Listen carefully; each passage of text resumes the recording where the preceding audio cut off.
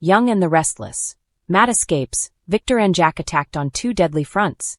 Young and the Restless gives Matt Clark, Roger Howarth, currently in custody of the Abbott's private security team. Meanwhile, the Newmans are scrambling to save their family empire that is under attack by the AI that turned on Victor Newman, Eric Braden. Soon, Jack Abbott's, Peter Bergman, and Victor Newman's families may need to come together to battle their mutual enemies. Victor Newman scrambles to save Newman Enterprises from AI attack on Young and the Restless. Right now, we've got Victor scrambling. He's trying to save Newman Enterprises from the AI attack that came from Kane Ashby, Billy Flynn, and Phyllis Summers, Michelle Stafford. Already this week, Victoria Newman, Amelia Heinley, told Victor that she's moving assets, but one of their entire divisions has already been wiped out. The company is disintegrating from within. Nikki Newman, Melody Thomas Scott, is beyond disgusted, and she told Victoria that Victor knows how this plays out because he did the same thing to Arabesque, another really big company. Now Victor's saying that they're too big to fail, and he's vowing he won't let it happen to their company. But it is happening. Phyllis Summers and Kane Ashby refused to negotiate with Victor on YandR. Victor marched over to negotiate with Kane and Phyllis. Victor told Nikki and Victoria that everybody has their price, so he's sure he can make a deal. He shows up at the Kane train, just as Phyllis and Kane are wrapping up their celebratory sex fest. They were getting dressed and were going to head over to the Newman ranch to taunt Victor, but he saved them the trip by showing up. He asked, "What's it going to take for Phyllis and Kane to, as he called it, end the madness?" Now, Victor didn't think it was madness when he launched the AI against Kane's company. Victor never tried to end the madness then. Remember, Kane came and was trying to negotiate with him, and Victor kicked him out. Victor faces the consequences of rejecting Jack's deal on Young and the Restless. Victor thinks he can buy his way out of this mess that he has created. Maybe he thinks they're nicer people than he was. But let's be real, Phyllis and Kane aren't going to stop. They don't just want money. They want to take over Newman Enterprises and make it their own. And they want to see Victor at rock freaking bottom. Meanwhile, across town, Jack is stuck with Matt Clark because Victor rejected Jack's deal to trade the AI for Matt. This week, Jack told Diane Jenkins, Susan Walters, that he saw real fear in Victor's eyes. Jack said he'd never seen Victor so rattled. Plus, Billy Abbott, Jason Thompson, already told Jack that Kane and Phyllis were going to be targeting Newman. Jack and Diane brace for AI fallout.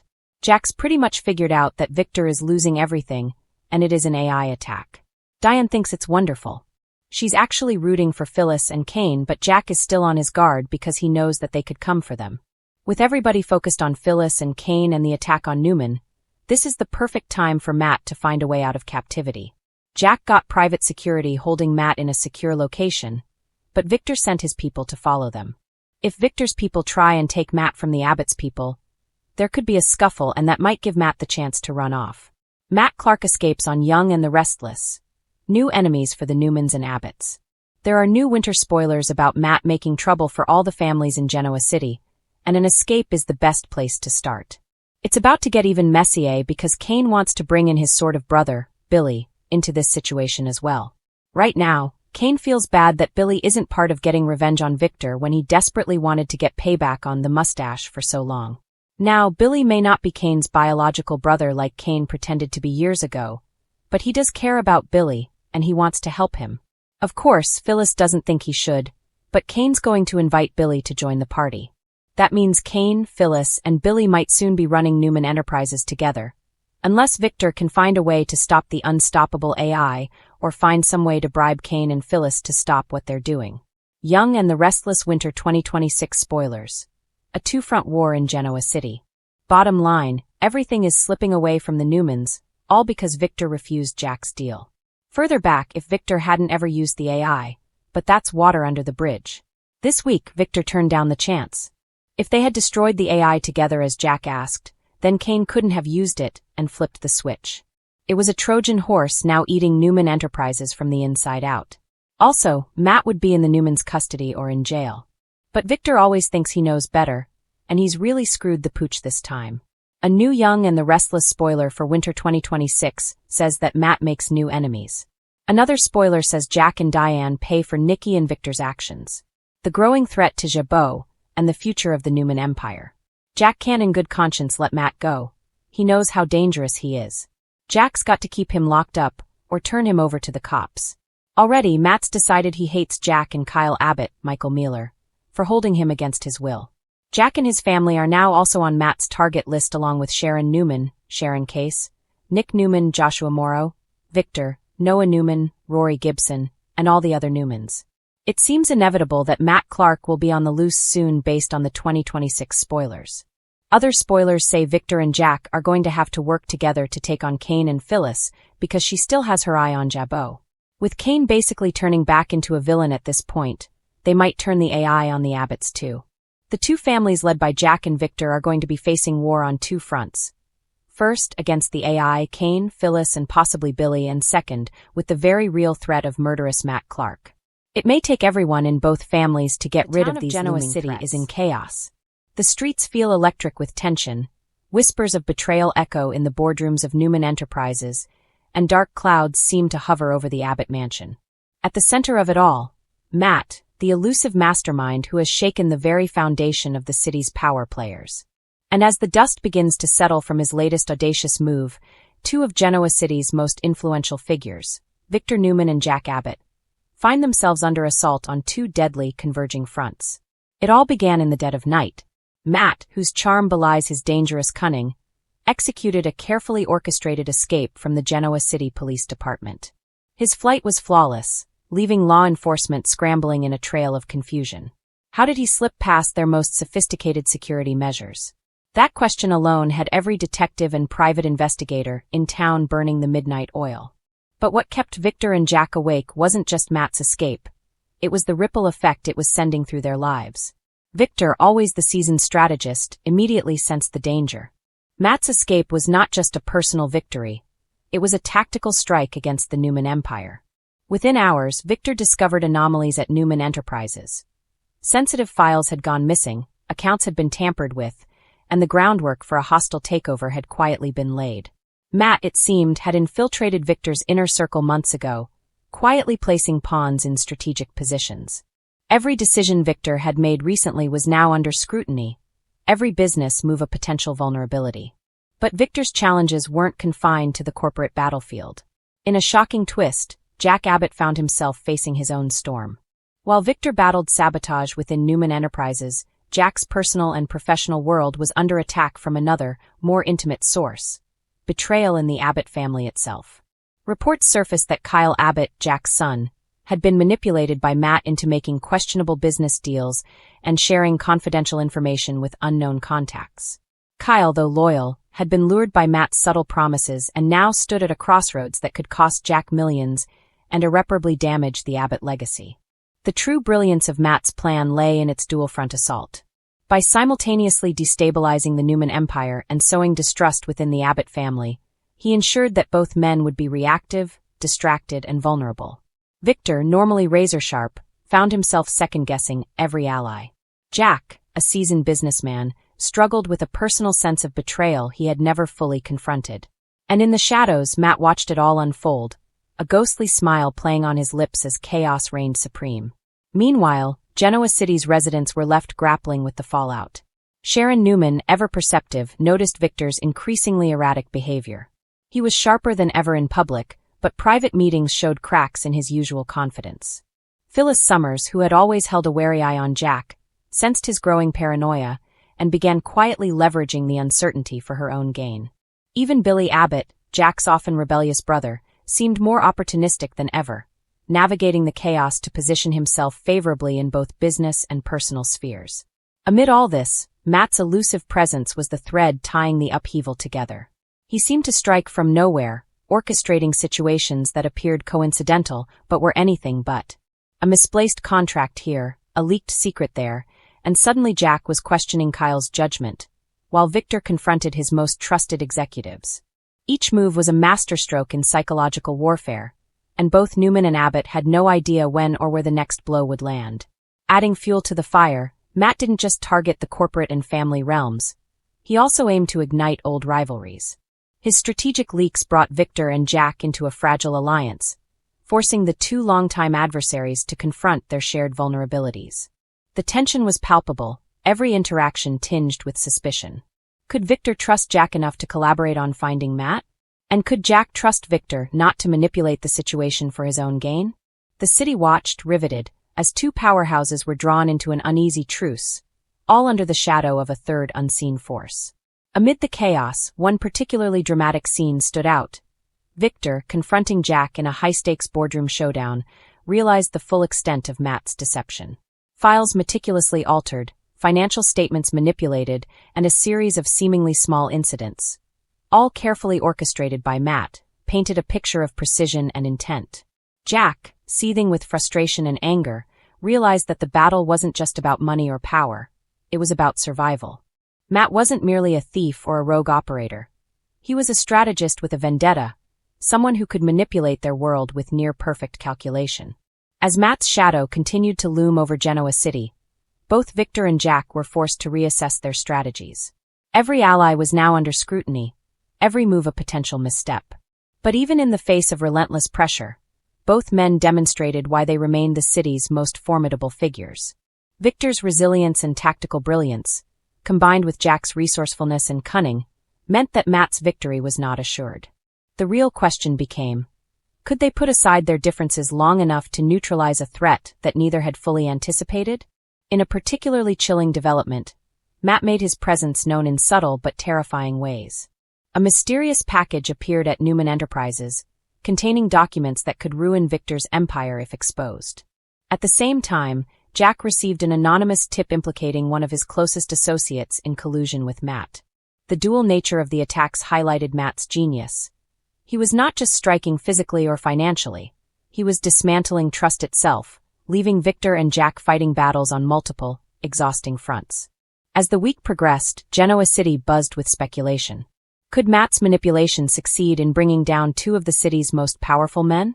Or would Victor and Jack, through sheer determination and ingenuity, turn the tables on the mastermind who had so daringly outwitted them? One thing was certain, nothing in Genoa City would ever be the same. Alliances were shifting, loyalties were in question, and the shadow of Matt's escape loomed larger with every passing hour. Fans of the young and the restless were left on the edge of their seats, eagerly anticipating the next twist. Could Victor and Jack finally coordinate their forces to corner Matt? Or was Matt one step ahead, ready to exploit the cracks in their partnership for his own gain? The suspense was unbearable, the tension almost tangible, as Genoa City braced for a showdown that could redefine the power dynamics of the entire town. One thing is crystal clear. In the world of the young and the restless, power, betrayal, and strategy are never far apart. Matt's escape has set off a chain reaction, testing the limits of Victor's resilience and Jack's cunning, all while challenging the very foundations of trust and loyalty. Genoa City will never forget this week, because Matt has proven that sometimes the most dangerous battles are not fought with fists. The tension in Genoa City had never been higher. Victor Newman, the indomitable titan of Newman Enterprises, was pacing his office like a caged lion. His usual calm, calculating demeanor was replaced by a rare and palpable panic. The news was grim. Newman Enterprises was under siege, not by a rival corporation, not by a disgruntled executive, but by a rogue artificial intelligence. It all began when Victor's tech team discovered unusual activity in the company's server networks. Files were disappearing, sensitive financial data was being scrambled, and every attempt to contain the breach was met with sophisticated countermeasures. This wasn't the work of ordinary hackers. This was something or someone that learned faster than any human could anticipate. Victor slammed his hand onto his mahogany desk. "How the hell did this happen under my watch?" he demanded. His voice echoed across the empty office, startling the receptionist and even shaking the usually unflappable Ashley Newman. Ashley, ever the voice of reason, stepped forward. "Victor, yelling won't fix this. We need a strategy. We need strategy." Victor cut her off sharply.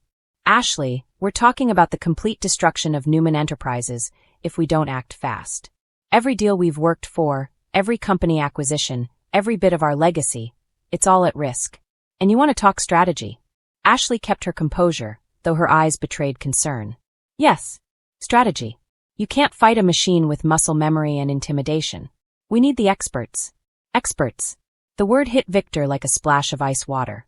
Newman Enterprises had top-tier security, but this AI was operating on a level that made human tactics obsolete. It was subtle, calculating, and ruthless.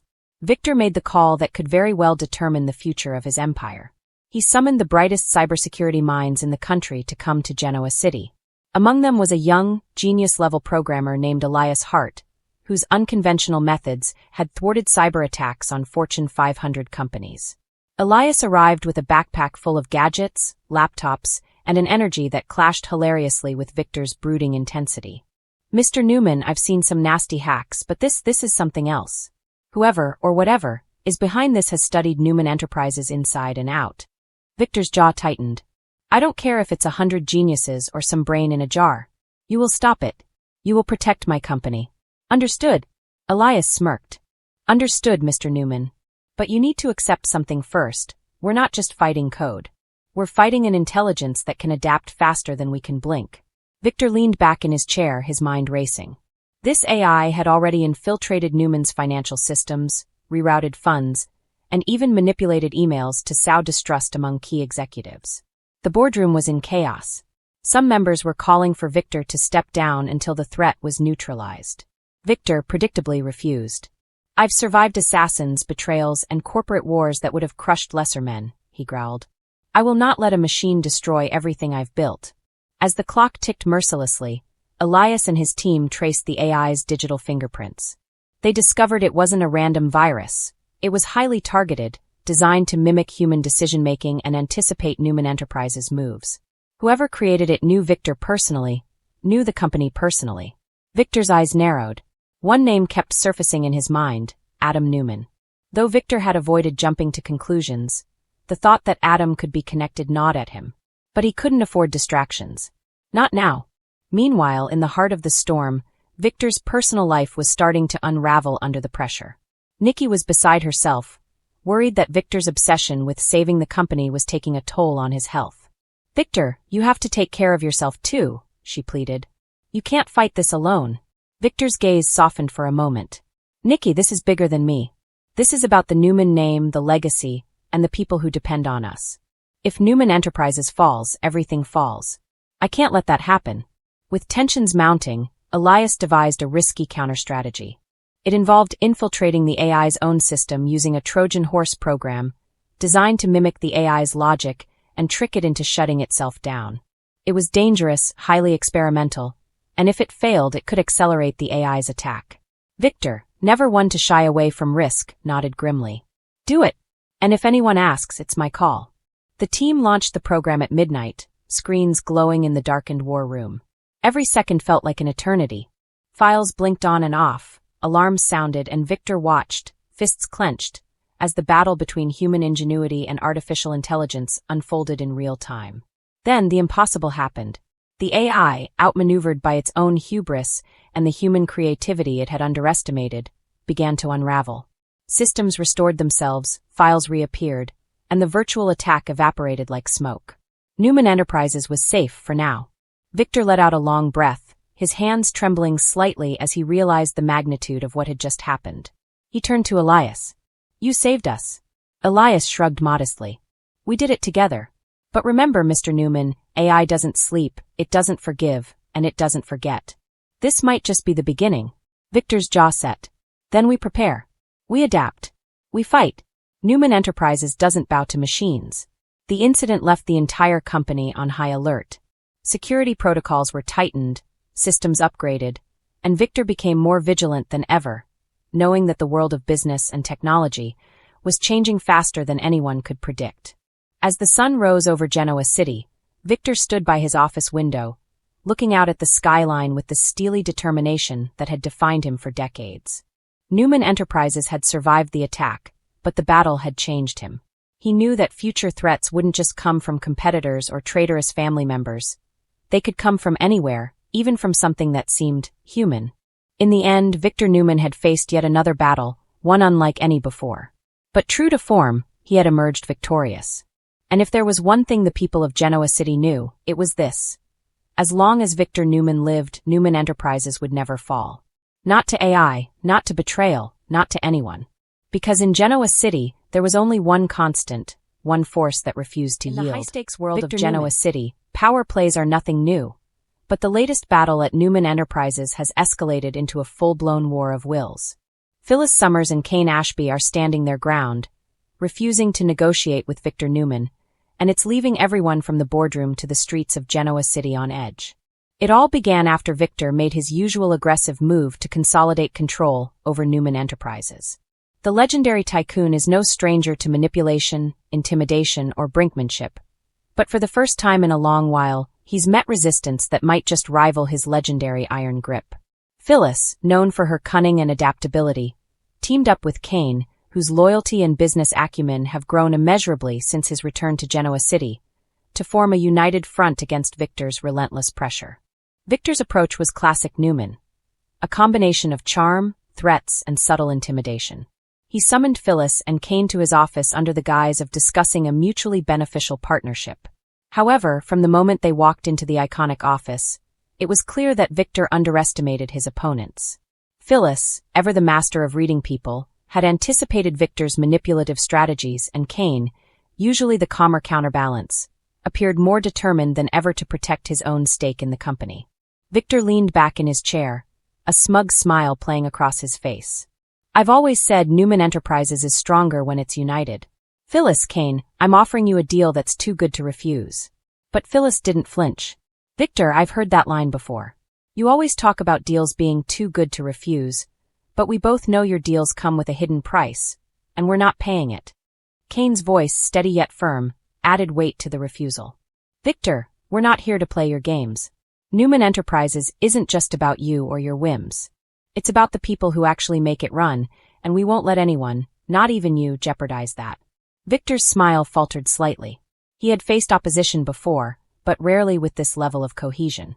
Phyllis and Kane were presenting a united front, and it was rattling the normally unshakable mogul. The tension in the room was palpable, and for a moment, it seemed as though the air itself was charged with impending confrontation. Victor, never one to back down, leaned forward, his tone dropping to a low, menacing timbre. "You two are making a huge mistake. You're standing in the way of progress, and progress is something I dictate. Newman Enterprises doesn't survive on sentiment. It survives on power, influence, and decisive action." Phyllis's eyes narrowed, her patience thinning. "And we're here to remind you, Victor, that power without integrity is meaningless. You've spent decades building an empire, sure, but that empire only works if the people running it trust you. And right now, that trust is gone." Kane's hand rested lightly on Phyllis's, a subtle gesture of solidarity. "We're not trying to challenge you, Victor. We're trying to protect what we've built, too. And if that means standing up to you, so be it." Victor's expression hardened, his legendary temper flickering behind his composed exterior. He knew when to push and when to retreat, and this was a moment that demanded careful calculation. "You're playing with fire," he warned. "One wrong move and everything you've worked for could crumble." Phyllis tilted her head, meeting Victor's gaze without a hint of fear. "Then we'll play it smart. But we won't bow down to threats. Not now, not ever." As the meeting ended, the room crackled with unresolved tension. Victor left, clearly displeased but plotting his next move, while Phyllis and Kane exchanged a look that conveyed a mix of relief and determination. This wasn't just a corporate dispute. It was a battle for the soul of Newman Enterprises, and both sides knew the stakes had never been higher. Outside the boardroom, the whispers began almost immediately. Employees speculated about whether Victor would escalate his tactics. Would he try to squeeze Phyllis and Kane financially, leverage old secrets, or even bring in outside forces to tip the scales? Meanwhile, the city itself seemed to hold its breath, as Genoa City residents wondered who would emerge victorious in the latest clash of the Newman dynasty. Social media and gossip columns have already lit up with fan reactions. Viewers are split. Some are rooting for Victor's unyielding dominance, as they always have, while others cheer for Phyllis and Kane's refusal to play by the rules of a man whose power has often overshadowed morality. The debate is fierce. Is loyalty to the Newman name worth risking personal ethics, or is standing up to a mogul like Victor the only path to genuine control and respect? Inside Newman Enterprises, the tension is affecting daily operations. Staff members are nervous, knowing that decisions made in the next few weeks could reshape the company's leadership and influence for years to come. Phyllis and Kane, meanwhile, are not just defending their positions, they are strategizing.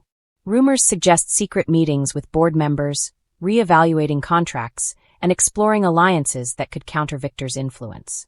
Every move is calculated, every word deliberate, as the duo proves that they are not easily intimidated. Victor, on the other hand, is said to be returning to his most aggressive tactics yet. Sources close to the Newman patriarch hint at a potential shock and awe strategy. Moves designed to unsettle Phyllis and Cain, test their resolve, and perhaps even divide them. But one thing is certain. Phyllis and Cain have made it clear that they will not be cowed, and the coming days promise a showdown that could redefine power in Genoa City. Fans of The Young and the Restless are already buzzing with theories. Could this standoff lead to Victor making a shocking concession? Or will Phyllis and Cain's defiance force him into a more ruthless, unexpected plan to regain control? One thing is certain. This storyline is far from over, and viewers can expect a roller coaster of tension, betrayal, and high drama as the Newman legacy hangs in the balance. As the dust settles on this explosive confrontation, one message is clear. Phyllis Summers and Cain Ashby are not backing down. Newman Enterprises may be a battlefield, but these two are proving that intelligence, courage, and unity can challenge even the most formidable of foes.